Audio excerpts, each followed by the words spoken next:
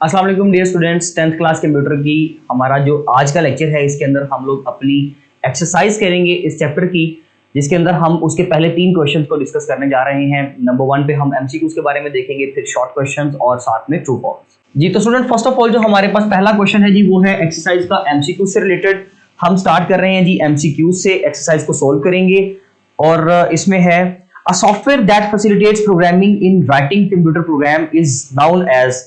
उसको क्या बोलते हैं जी? हम जो हमें राइटिंग करवाने के लिए काम आता है वो होता है जी हमारे पास एक एडिटर या एक आईडीई। तो इसमें ज्यादा सूटेबल जो ऑप्शन होगा वो होगा हमारे पास नंबर 1 के लिए सी। उसको हम आईडीई बोलते हैं क्योंकि एडिटर सारे जो है वो आईडीई नहीं होते, लेकिन आईडीई जो सारे होते हैं वो डेफिनेटली एडिटर होता है। नंबर 2 पे dash is the software that is responsible for the conversion of program files to machine understandable and executable code. तो कंपाइलर है जी हमारा जो ये काम करता है और लैंग्वेज को कन्वर्ट करता है, इसके लिए ऑप्शन ए होगा हमारे पास। The next one, every programming language has some primitive building blocks and following some grammatical rules known as, उसको हम कहते हैं जी syntax। तो नंबर 3 पे ये primitive building blocks जो हैं स्टूडेंट्स वो हमारे syntax कहलाते हैं, so that is why इसका आंसर होगा जी ऑप्शन बी। नेक्स्ट वन है a list of words that are predefined and must not be used by the programmer by name his own variables are known as reserve words. कि भाई ये तो वो चीजें हैं जो हम अपनी नीड के लिए इस्तेमाल नहीं कर सकते, स्पेशल पर्पस के लिए इस्तेमाल नहीं कर सकते, तो दैट इज व्हाई इनको रिजर्व वर्ड कहा जाता है। Include statement are written in dash section. Include की स्टेटमेंट हम लोगों ने स्टूडेंट्स जब भी लिखी है वो हमने हेडर के सेक्शन या लिंक सेक्शन के अंदर लिखी है, सो दैट इज व्हाई इसका आंसर क्या होगा जी ए। हम लोग फाइल के टॉप पे शामिल करते हैं अपनी इंक्लूड की फाइल को, इसलिए उसको हेडर सेक्शन बोला जाता है।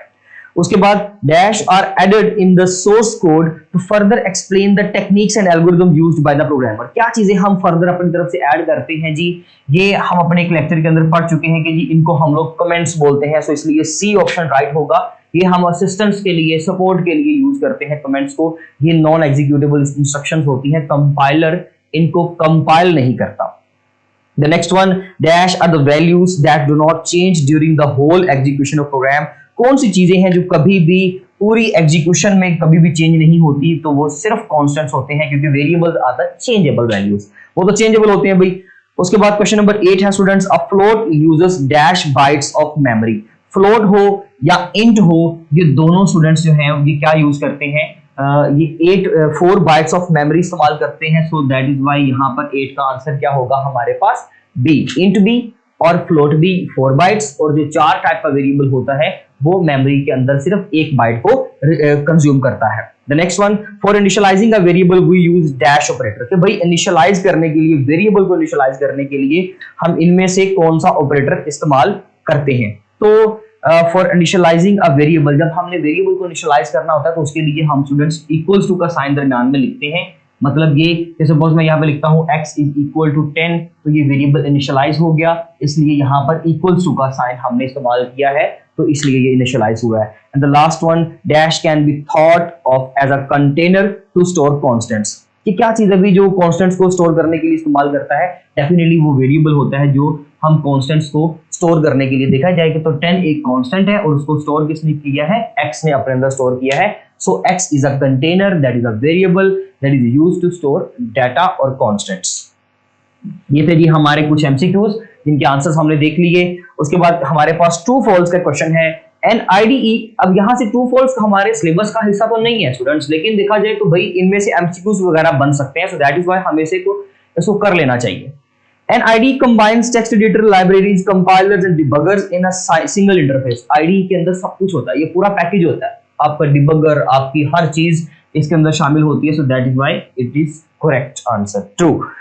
Computers require the conversion of the code written in programming file to machine language in order to execute it। yes, computer को उसको एग्जीक्यूट अगर करना है तो उसको पहले कन्वर्ट करना पड़ेगा, so इसलिए इसको भी ट्रू कहेंगे। Column is a reserve word in C programming language. तो ऐसा कोई वर्ड हमारे पास नहीं है, इसलिए इसको फॉल्स कर देंगे। रिजर्व वर्ड की लिस्ट हमारे पास मौजूद है, उसमें कॉलम का कीवर्ड नहीं है। अगर होता भी तो सी स्मॉल होता तो फिर हमें कुछ समझ में आती, लेकिन यहाँ पर तो सी कैपिटल है।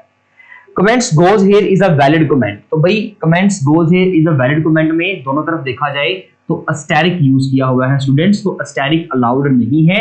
इस तरह से वो स्लैश के साथ और मल्टी लाइन कमेंट्स के लिए इस्तेमाल होता है, ये तो किसी लिहाज से भी करेक्ट नहीं है, ठीक है जी, तो इसलिए ये गलत कर देंगे। उसके बाद हमारे पास लास्ट क्वेश्चन है जी, float can store a real number up to 6 digits of precision. Float जो है वो क्या 6 डिजिट तक नहीं, उसके पास एक बहुत लेंथी रेंज होती है जहां तक वो आंसर को स्टोर कर लेता है, लेकिन एक्यूरेटली जो वो करता है ना वो सिर्फ 6 डिजिट तक करता है। So that's why float can store a real number up to 6 digits of precision. Precision का मतलब होता है करेक्टनेस, मींस कि सही हिस्से तक या सही हद तक जो है हमारे पास जो फ्लोट टाइप का वेरिएबल है वो जो डिजिट्स अपने अंदर स्टोर करवाएगा या प्रोसेस करवाएगा वो जस्ट 6 डिजिट तक होता है। सो इसलिए ये ट्रू है, अदरवाइज एक बड़ी लंबी रेंज को अपने अंदर स्टोर करवा सकता है।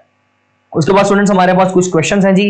IDE स्टैंड्स फॉर, हमारे पास इसका पहला पार्ट है क्वेश्चन नंबर 3 का। IDE stands for integrated development environment and it is the collection of debuggers, bugs indicator and the many tools that we use in the text editor। ये बहुत सारी tools का combination है जिसके अंदर हम create, save और सारा कुछ करेंगे। फॉर एग्जाम्पल कोड ब्लॉक्स, एक आप एग्जाम्पल के तौर पे नाम लिखते हैं। उसके बाद है जी हमारे पास कंपाइलर।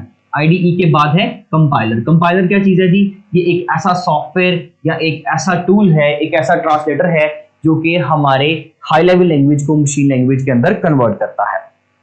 उसके बाद आ गया जी रिजर्व वर्ड्स। क्वेश्चन नंबर 3 है स्टूडेंट्स, रिजर्व वर्ड्स क्या करते हैं जी? रिजर्व वर्ड्स बेसिकली ऐसे कीवर्ड्स जो प्रीमिटिव बिल्डिंग ब्लॉक्स हैं जिनका लैंग्वेज के अंदर पहले से मतलब उनको प्री डिफाइन कर दिया हुआ है, उसको हम अपने पर्पस के लिए इस्तेमाल नहीं कर सकते।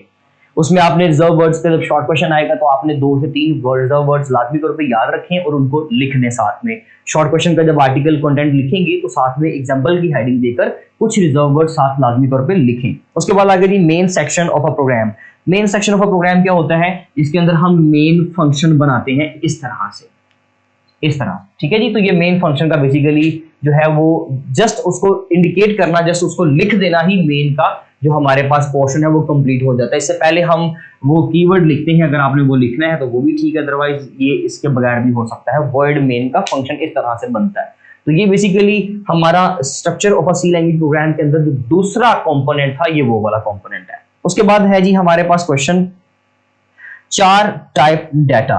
तो 4 डाटा टाइप बेसिकली क्या होती है जी? 4, जब हमने करैक्टर टाइप का कांस्टेंट डिक्लेयर करना हो स्टूडेंट्स तो उसके लिए हम लोग जो वेरिएबल को टाइप देते हैं दैट इज 4, CHAR, जो मेमोरी के अंदर जस्ट 1 बाइट को रिजर्व करता है। स्टूडेंट ये था जी हमारा क्वेश्चन नंबर 1, 2 एंड 3 एक्सरसाइज का। इंशाल्लाह मिलते हैं अपने नेक्स्ट लेक्चर में जिसमें हम नेक्स्ट फर्दर एक्सरसाइज को सोल्व करेंगे इंशाल्लाह। तब तक के लिए अल्लाह हाफिज।